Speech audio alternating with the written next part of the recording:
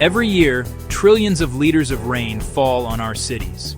But instead of replenishing our water resources, most of it rushes into drains, causing flash floods, property damage, and pollution. What if this stormwater, this urban floodwater, could be harvested and reused? Welcome to Elemental Science Magazine. As climate change brings more intense downpours and cities expand with impermeable surfaces, engineers and urban planners are reimagining how to capture and reuse every raindrop. This is the story of how cities are turning destructive floods into sustainable water sources. Modern sponge city thinking transforms stormwater from a waste product into a resource. Through innovative design, we can retain, store, treat, and reuse flash flood water, turning short, violent storms into steady water supplies. Retention and detention basins are the first line of defense. Retention basins hold water permanently, allowing it to seep into the ground and recharge aquifers. Detention basins, on the other hand, temporarily store stormwater and release it slowly, preventing sudden surges in drainage systems. Cities like Muscat, Oman, use massive flood retention dams and basins to capture wadi floodwaters for later use. When space is scarce, cities go underground. Tokyo built the world's largest flood control facility, a tunnel and reservoir network capable of holding over 600,000 cubic meters of stormwater. This underground labyrinth protects the city from floods and provides water for street cleaning and irrigation. Other cities like San Francisco use underground cisterns beneath parks to collect and reuse stormwater for non-potable needs. Permeable pavements let rain soak through rather than run off. They turn streets, sidewalks, and parking lots into giant sponges. This reduces runoff by up to 65% and helps recharge groundwater. Regular maintenance keeps these systems functioning, making them a cornerstone of urban water management. Rooftops can play their part too. Green roofs, layered with soil and plants, absorb up to 80% of rainfall from smaller storms. Blue roofs, designed with shallow storage trays, temporarily hold water and release it slowly after rain. Cities like Rotterdam are blending both in blue-green roofs that retain water while cooling buildings and adding biodiversity. At the ground level, rain gardens, bioswales, and constructed wetlands slow, filter, and store water naturally. They let rain soak into the soil, reducing flash flood peaks while cleaning the water of pollutants. Wuhan, China, has built new wetlands that double as city parks, absorbing floods and beautifying the landscape. Engineering alone isn't enough. Urban design plays a critical role.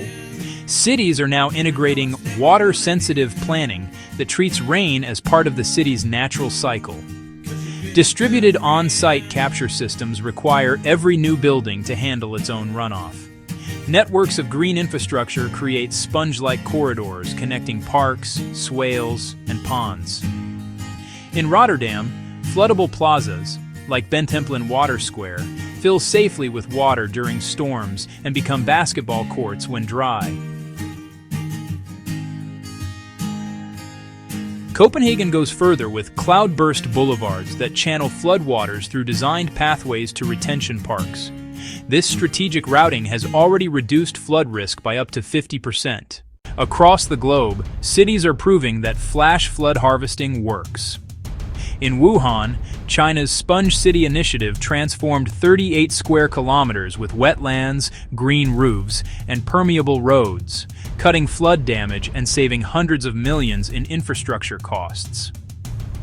Tokyo's underground flood tunnels, massive enough to hold an entire stadium of water, have saved an estimated $50 billion in damage.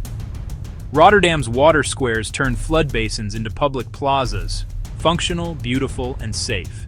Singapore replaced concrete canals with naturalized rivers at Bishan Ang Mo Kio Park, creating a living floodplain that protects the city while offering a lush urban oasis. Even in drought-prone Los Angeles, floodwater is being captured in basins and allowed to percolate underground, recharging aquifers for future use. Harvesting flash floods isn't simple.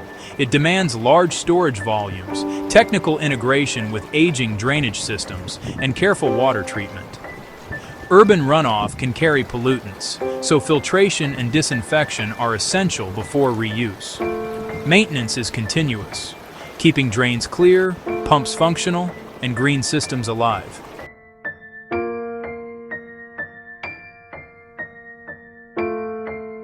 Social acceptance, costs, and coordination among agencies remain hurdles. Yet cities are overcoming these through public education, incentives, and creative design. To maximize impact, stormwater harvesting must be integrated with the city's overall water system. Green infrastructure handles frequent, smaller storms. Gray infrastructure, pipes, tunnels, and treatment plants, manages the extremes. Smart controls, sensors, and automated valves now allow cities to preemptively manage storage before a storm even hits. It's all part of a unified one water approach, where every drop is valued. Urban flash flood harvesting represents a shift in mindset. Instead of pushing water away, we're learning to live with it, to store it, clean it, and reuse it. From tunnels beneath Tokyo to wetlands in Wuhan and parks in Copenhagen, the message is clear.